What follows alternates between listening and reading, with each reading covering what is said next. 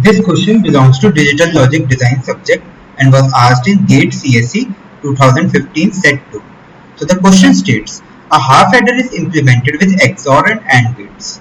A full adder is implemented with two half adders and one OR gate. Okay, so we have half adder. So using two half adders and one OR gate, we get a full adder.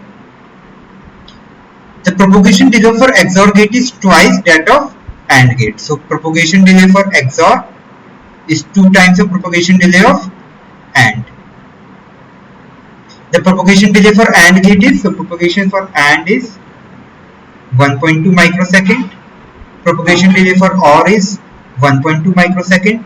And propagation delay for XOR is 2 times of AND or 2 times of OR, which is 2.4 microsecond.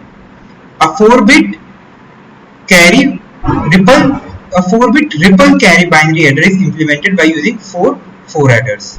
So we have used 4 full adders to implement a 4-bit carry binary ripple adder.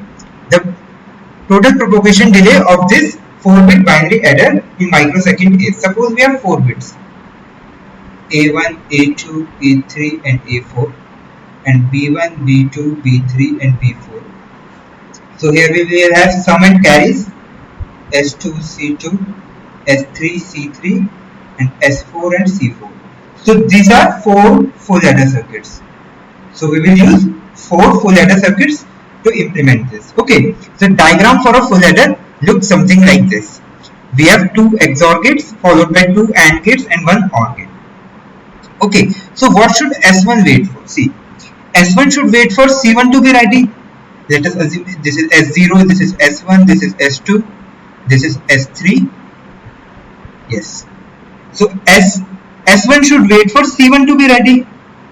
Okay. And delay for generating C1 is, what is the delay for generating this? So delay for generating will be 1 XOR gate, 1 AND gate, because these are parallel. So 1 XOR, 1 AND and 1 OR. So delay for C is equals to 1 XOR plus 1 AND plus 1 OR, which is equals to XOR is 2.4, AND is 1.2, OR is 1.2. So we get 4.8. So after 4.8 microsecond, we get our S1.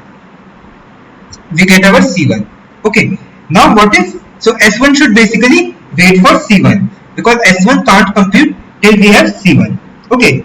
So delay for sum. What is the delay for these sums? So delay for sum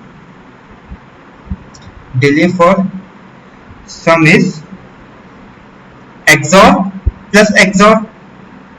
We have 1 XOR, we have second XOR. So its total time is 2.4 plus 2.4, which is 4.8.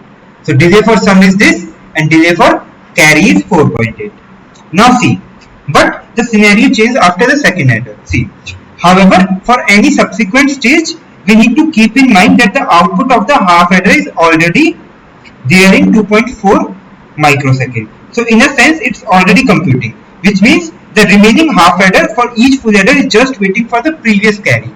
So we have already computing this in 2.4 and we are just waiting for the previous carry, which when available can be processed in 2.4 microsecond. So next stage will take only 2.4 microsecond. Okay, because see, for the second adder, there the first XOR can be done even before the waiting for the previous output. The XOR can be done before waiting for the previous output. Okay. And so we can get sum in another 2.4 microsecond and carry in 2.4 microsecond. So which means all these 3 can be done in 2.4 microsecond. And we will use the pre-processing. And this will be done in 4.8 microsecond. So total time is 4.8 plus 3 into 2.4.